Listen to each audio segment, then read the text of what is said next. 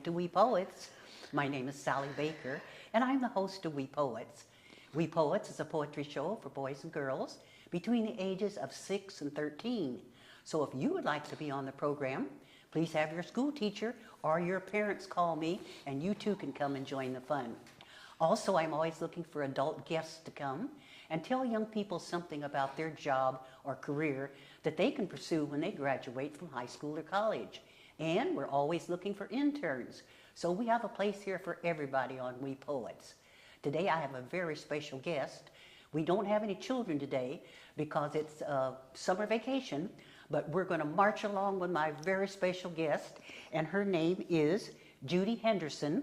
She is the president of Mannequin Madness in Oakland, and she's going to tell us all about her wonderful career. So here we go with Judi. Hi, Judi. Thank you, Sally, for having me. I'm so glad you could come and tell us all about this wonderful career that you've had for how many years? 20 years. 20 years. Yes. Wonderful. And it is an unusual career path. Yes. Okay. And it's something about being open to exploring, because I didn't know this career even existed before. I kind of created it. So what happened, initially I had 50 mannequins that I was renting to people for photo shoots and trade shows or some sort of, short-term needs. Yes. And then I heard that department stores would just throw mannequins in the trash if they were closed or remodeled. Oh. Isn't that horrible? Yes. So just like fashions change, the mannequins have to change along with them. That's right. But mannequins are made out of material that don't biodegrade. Styrofoam, fiberglass, plastic. Many times they have metal or glass fittings. So if they're thrown into the landfill, they're not going to biodegrade. Right, right. More importantly, I knew that there was a secondary use for these mannequins. Good. Even though they were old for the stores, they were still modern for somebody else who maybe had a smaller boutique or maybe wanted to do an art project. So I convinced stores to let me recycle their mannequins for free, they could be like sustainable retailing. Good. Then they weren't having to pay for waste disposal fees, right? Good. And then I got free inventory that I can then resell to other people at a discount price. Wonderful. So it's sort of like a circular economy kind of thing. Something that someone else doesn't need, I'm able to take off their hands and resell to somebody else at a discount price. Isn't this wonderful? Now, do you have a staff or you work alone? I have a staff. I have a staff of 2 other people. Good. Most of our business is online. Thank goodness for e-commerce so that I can ship most of my things outside of the U.S. And so we're open just 3 days a week. A staff of 3. Then I have some part-timers that work as independent contractors doing things like web design or social media posting. But in our actual warehouse in Oakland, it's just 3 of us. Probably have about anywhere from like 1,000 mannequins at any given time in our warehouse in Oakland. 1,000? 1,000. And when I say mannequins, that includes everything: heads, feet, legs, torsos. It's not all full-size mannequins with the heads. Mannequin comes in all kinds of categories. Basically anything you're using to display some form of apparel. Jewelry forms, hand forms, any kind of part of the body, really. Now, when you get these from the stores, you have to assemble them, or they Sometimes they do, sometimes you do, and sometimes they're maybe not in the best condition. Sometimes they're practically perfect, sometimes they may have some distress. But even our distressed mannequins get resold to people who are doing art projects or going to Burning Man or Halloween displays. Just because something's not in perfect condition does not mean there's still a use for it. That's right. I really like being able to show that there can be a use for everything. Good. We have a zero waste policy at Mannequin Madness. That's what we want. Stop filling up these landfills. Yes, exactly. Yes, indeed. And the reason why I saw you was on Channel 2.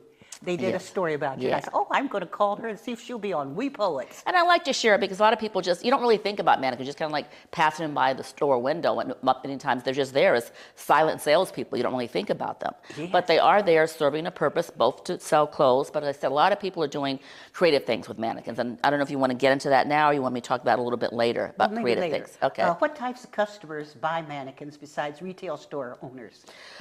Most of the time you think that mannequins are just for someone who has a retail store, but there's people who have online stores, and where maybe they're selling on Poshmark or eBay, and they want to just be able to not put the clothing on the floor, so they want to have it displayed on something, and they don't want to spend a lot of money for it. So that's why I use Mannequin. It's really great. But I also have people who are buying the mannequins because they're doing maybe mosaic or decoupage, basically any kind of a canvas that you can use for something, some sort of material, multimedia project, can be done on a mannequin. Okay. Then I have people who are doing photography. Sometimes they need to practice their lighting with something like that. Many times mannequins, or just anytime you have a stand-in for a person, you know, whether it's you want to just have a decoy. Sometimes people have used it for carpool. That's not a legal way to do it, but people have used it for a carpool. Sometimes I've found some single women who are traveling cross country. They just want to have a body in the car, just make it look like someone's there. Good idea. Or sometimes they've had someone in a window if they were like a security guard, like a fake security guard to make it seem like someone's there. But I think probably Halloween and Burning Man are the most creative ways that people use mannequins for, or costume designers. You know, many times, once again, they need a body to put it on. So it's not just a store window. It's like so many times that you could use a body. I think we're fascinated with the human form in all aspects. Yes. Whether you're going to put it in the backyard as a garden project to put as a fountain, or whether or not you're going to create something else on top of it to create something in addition to that. Now, do you have animal mannequins? We do have some dog mannequins, Tell us believe it or about not. those. Cat mannequins are kind of hard to find, but dog mannequins, usually they were just used as a prop in the store window to kind of create kind of like a scene. But now that more people are popular with their dogs, they have dog mannequins to display collars, to display dog clothing. So any kind of shape. But for some reason cats aren't that popular, but yeah. Dogs Cats are. aren't that popular. Okay. And then children's mannequins. You see I brought a children's mannequin. Yes. Those are a little bit harder to find. Oh, really? Especially with the head. Most of the time they do the children's mannequins, for some reason they don't have a head. I don't know why that is. But I brought this one to show that a lot of times people buy a mannequin to display a vintage outfit in their home. Maybe it's their wedding gown or their mother's wedding gown or maybe a favorite outfit of theirs. This happens to be my Girl Scout uniform. Someone was asking about who was this. This is my Girl Scout. And it was too nice just to have in a drawer, right? Yes. And I guess you could use a shadow box to put it in, but something about putting it on a mannequin gives it a whole additional life. That's right. So I find a lot of times people will buy a mannequin display as a vintage thing or a costume. Like a lot of people who are into Star Wars and all those cosplay kind of things. Many times those costumes are very elaborate. Yes. And it's not something you just want to like fold up and put in a drawer, especially if you've made it yourself or spent a lot of money for it. You're proud about it. And if you have the space, you want to have it on display. Wonderful. So are most of your mannequins adults or children? Mainly adults, small mainly section, adults. yeah. And then I said, and then body parts. We the sell a body lot of legs. A lot of people make planters. Planters? I'm going to be showing some pictures later on. They make planters out of mannequin legs or mannequin heads, whether with real or fake plants. Once again, the human form is something that we're always fascinated about. You better believe and a it. mannequin is like the human form in its most idealized form, right? It's usually always young. It's always shapely. You know, we finally do have some plus-size mannequins, but it's usually a mannequin that's just in perfect condition. You know, no wrinkles, no cellulite. Fantasy image of what body should look like, right? How about baby mannequins? Do you have Yes, those? we do have those. They come and go. They come and go. Yeah. So I have new mannequins that I sell. I have a consistent supply of those all the time, but that's only online. Oh, okay. The used mannequins, it just depends whatever store I'm working with. If I'm working with Baby Gap, I'm going to have a whole lot of children's clothing. If I'm working with Macy's, I maybe only have a few, and then I have a lot of adults. So it just depends on the retail store. Wow. Well, let's see. What's my next question? What is the most popular style of mannequin and why?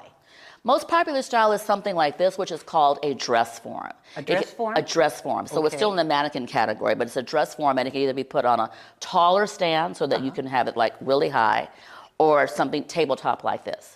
Why this is so versatile is number one, you can pin into it. Okay. Where this fiberglass one you can't pin into. So if you're sewing, which is a lot of people use this for, it's versatile for that. Secondly, it's very lightweight, easy to carry around if you're going to a trade show, okay?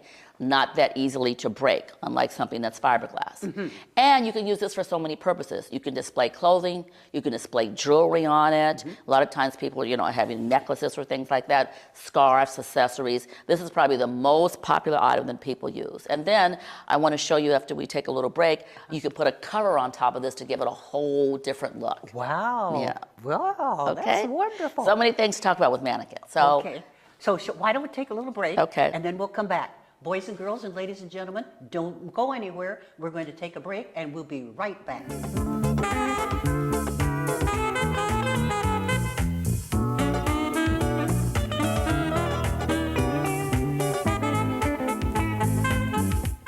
Welcome back to We Poets. I'm Sally Baker, and now we're continuing.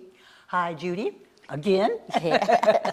Before the break, we talked about the popular styles of mannequins and why are they Yes. most popular? You want to continue with that, Yeah, I just please? want to show it. Before the break, I showed this dress form, and it had this white cover at the bottom. And I wanted to show a lot of times people would put like a decorative cover like this. You see this one has candy or M&Ms on it, just to kind of change the look. Sometimes they're doing this for a display for a seasonal kind of theme. Oh, yes. Or sometimes they want to just do something just to make it look kind of interesting just on its own. So that's why these are so popular, because they're so versatile. They're easy to work with. They're lightweight. You can pin into them, and you can change the look with just a little cover like that. Oh, good, Okay. good. That's very colorful. Very colorful, yes. Now, my next question. What types of projects are children doing with mannequins? So glad you asked that. Let me show you this little mannequin Yes, head over here. okay. Once again, I was saying mannequins are all different types of body parts. So at one time, we had a whole bunch of cosmetology heads from a school. Oh, yes. And so they had shaved all the heads and they donated to us. And we're thinking, what could we do with this? We thought, we'll create our own version of paint and sip. Good. But instead of painting, you're going to be using flowers and creating a flower crown.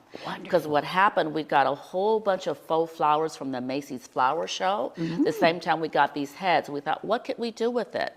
And what we like is that it's so easy for kids, so many times spending all their times on devices. They can now make a flower crown just using a glue gun. We have classes in our warehouse. We also do a mobile version. And so a lot of parents are hiring us for kids' birthday parties or bat mitzvahs or some sort of rite of passage. And what's so wonderful is that each kid can make their own style. You know, sometimes paint and sip, there's like a template that everyone has to follow. You could just choose different colors. We have a whole range of faux flowers. Once again, we're about sustainability, so they can wear it over and over again. But we have flowers, we have gems, we have butterflies, basically anything they can kind of put on their head. And so I love this because it's repurposing both the head and the flowers, and it's something that people can enjoy for many years afterwards. Yes. And it doesn't require a lot of skill sets. You know, sometimes DIY projects require a lot of skills or prior experience. Most kids can make a headdress in maybe about an hour, hour and a half. And there's that sense of accomplishment of having made something. And it's been really documented that doing something with your hands is good for your mental health. Good. There's many therapeutic benefits about it. So most of the time when people think about mannequins and mental health, it's in a negative way, because I think mannequins are there to make you feel bad about your bodies, because mannequins are, you know, thin and this kind of unrealistic expectation. We're trying to change the narrative and showing mannequins as a positive way for mental health. So part of it is doing crafting projects. There's some other crafting projects I want to talk to where people are reimagining mannequins, repurposing them in ways that are good for their mental health. Good. Do you ever go out to schools and give presentations? Not so much presentations, but we were at a summer camp and we did the headdress workshop there. We bring all the heads and the equipment there and we do it at camps. Not so much at schools yet, but libraries. Libraries, So, good, yeah, good. libraries. But we'd love to do more, so if anybody's watching and they'd like to come and have us do a class, we'd be happy to do that. How about senior citizens places? Do that too, absolutely. Nursing homes? Nursing homes, not as much, but senior centers, yes, absolutely. Good. It's something that we kind of recently started. You know, I think one of the things I want to talk about is getting into the fashion industry. And like, there's so many different ways or facets of being in fashion, right? Most time people think fashion, they think they have to be a clothing designer. And I wanted to show, here's just an example where I'm on the peripheral of fashion. I mean, a lot of fashion designers, a lot of first-time fashion designers are coming to me to buy their mannequins because they don't want to have to spend the money for a brand new one. I'm thinking, you can be a supplier and be in the fashion industry, right? You can supply equipment, you can supply materials. Even our headdress is a form of being in the fashion, because, you know, you saw like Rihanna and Beyonce were wearing these huge, you know, headdresses. At the Met Gala, they wear headdresses. So I want to encourage people to look beyond the traditional of fashion means you have to be a designer. You could be someone who does window displays. Yes. There's so many facets to fashion outside of just the clothing. And I didn't even know that myself. When I think of fashion, I'm thinking either you're a model or a fashion designer, or maybe you have a fashion magazine. And there's so many other aspects if you just kind of look around and see what's needed and what's missing, or how you can improve on something that's already existing. Now, what kind of work did you do before you became a mannequin? Totally non-related. I was working at a .com in sales and marketing. Oh. I just kind of stumbled upon this. I'd always wanted a mannequin for an art project. And I was on Craigslist one day and someone was selling a mannequin. I thought I was just going to be buying one mannequin. It turned out he was the one who ran the only mannequin rental place in town. He was leaving the state. And he said, there won't be a place to rent a mannequin in the Bay Area. That's when I bought his inventory of 50 mannequins, even Good though I for had you. no prior experience with mannequins. I just felt, sometimes you just got to go with your gut. Yes. And it was just going to be a side hustle. It was not going to be my full-time job at the time. So I was happy renting mannequins. And then when I told you I heard about stores were getting rid of mannequins, and I went from 50 to 500 mannequins in a 6-month period of time. Wow. Yes. And believe it or not, it was all at my house. Oh, dear. Backyard, garage, basement, everywhere you could look. That's why I called it Mannequin Madness, because it was crazy. But I just, sometimes you just kind of intuitively know something. You have to trust your gut. Yeah. Even though I didn't know anybody else who was doing mannequins. That's why I called it Mannequin Madness, so that maybe I'm a little crazy doing this. But I had a bigger purpose, and I knew they needed to be salvaged from landfills. Yes. I started with that. And then I created needs from there. And fortunately, the internet then started growing. When I first started, way back in the dark ages, there wasn't Facebook, there wasn't Instagram, there really wasn't much online shopping outside of Etsy. So fortunately, my business grew because the internet grew and allowed me to reach people in other places. Great. Many places, most cities don't have a mannequin rental place or a mannequin business at all. Oh. New York City, obviously, LA, but everything in between, there's usually not that many people. Especially in small towns. Especially in I small imagine. towns. Yes. And a lot of people need mannequins for all those reasons that I mentioned, particularly if Yes. they're selling things online. So that's why we do a lot of shipping out of state, but because of the internet, people can find me. So I think everybody is comfortable with technology now, but there's going to be something new that's coming on that you're going to have to get familiar with. Maybe it's AI. When I first got started, no one was talking about internet, and I think I got a little advantage on some people because I had worked in the technology field before. I could apply technology to something old school like mannequins. Many of my competitors were still doing it traditional way. They were slow to adapt being on the internet. I feel the same way now. Whatever that next thing is, whether it's AI or something that's still to be decided, you always have to gotta just be stay ready. current and be ready. That's right. Not be afraid of change. Sounds easy to say, oh, I might be afraid of change, but when you're used to doing something a certain way, yeah. it is hard to kind of change Yes. gears. But that's why sometimes you have to ask for support. That's why I have a diverse team of people of different ages, different ethnicities, different backgrounds, because they can bring skill sets that I don't have. That's I was slow to get on Instagram. And now I realize, oh, that's where I need to be. Now, TikTok, because a lot of the DIY projects that people are doing, they like to show them being done on TikTok. Great. Well, let's see here. What suggestions do you give for persons who want to get into the fashion business? We sort of Kind of talked about that. about It's just, that, yeah, just realize that there's more than just simply designing clothes. That is one way. But like I said, there's window displays. That's kind of changing a little bit, but there's management in fashion. And also, I like the idea of actually providing supplies because everybody needs a mannequin if they're doing clothing, right? Whether they're displaying or they're creating it, they need it. So the fact that I'm doing something that stays around a long time. If you're a fashion designer, sometimes you're a little too dependent on whatever the latest trends are, right? You may be known for this and not everybody wants that. But yeah. they're always doing that on a mannequin. So that stays pretty consistent. Yeah, mannequin styles may change, but at least the mannequin itself is always there. Now, there may be soon an AI version of a mannequin, that could be changing too. Yes. So I'm going to have to be aware of that. But I think just to see if there's other ways to be in fashion and still have fun and longevity. What kind of things have longevity? Yes, no one's going to really know my name, like they're not wearing clothes designed by Judi. But if they have a mannequin provided by me, they'll remember and I'm there a lot longer. That's why I've been able to do this for 20-something years. Yes. I've seen a lot of fashion houses, large and small, come and go. Come and go. Come and go in this time. But, Like with We Poets, a lot of shows have come and gone, but we've been you're here still for there, 40 standing, years. exactly, doing what you're doing. And also, like I said, I tried to find other ways that mannequins can be used. Yes. As we just to kind of talk in terms of whether we're doing the headdresses on mannequin heads, whether we're doing mosaic or we're doing decoupage. I was thinking there's other ways you can apply the use of a mannequin. So I'm not just depending on someone coming to buy something for a clothing store.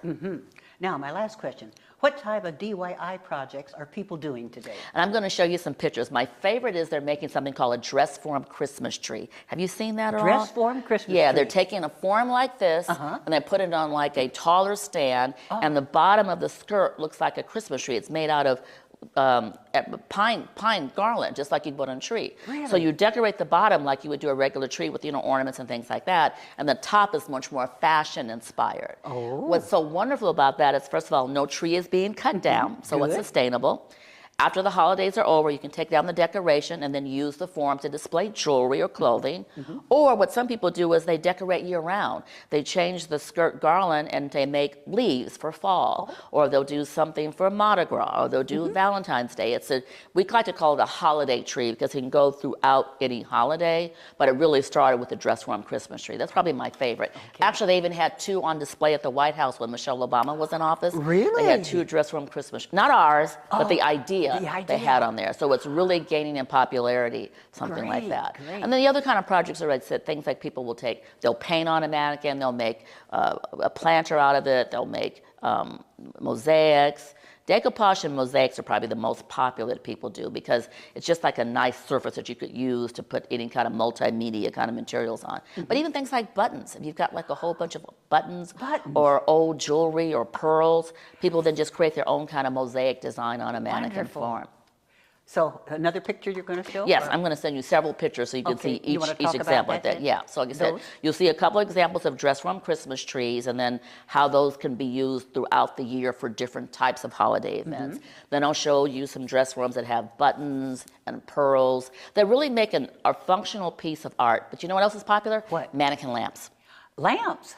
You're kidding. And not just those old Christmas story leg lamps, but people will take a full-size mannequin, paint it, and then put a huge lampshade on it. Yes, and make a lamp out of that. Yeah, so I'll show you example. I know, I'm even excited. And I get great ideas from my customers. I mean, Pinterest, we have a huge Pinterest following where we show a lot of different ideas on there, but customers are always coming to me with new ideas like, I want to take a mannequin and do this with that. Or they want to sometimes modify it in some way to make it do something. And I said, Halloween is pretty popular too, just like legs. People use mannequin legs coming up out of a bucket. And that looks like the witch's legs from, the Wizard of Oz kind of thing. But it just starts with some mannequin parts. How about a TV host? TV host, well, that's going to be a little hard. That's going to be a little hard. But what some people do is they'll take a headless mannequin and they'll put a TV monitor on top of the head. Oh, cute. And then they'll show like a show or something like that on the monitor. Yes. Well, I do have a story to tell. I was out at JCPenney's at the mall several years ago, and I was waiting for my director to come pick me up. And all of a sudden, I felt something around my legs. And I looked down, and here was this little boy. He must have been about 3 years old. He was hugging my legs, and here came the mother running. And she said, "Oh, I'm sorry, ma'am, but he thought you were a mannequin." She said, "We've been going through Penny's looking at children's clothes and all, and he thinks you're a mannequin."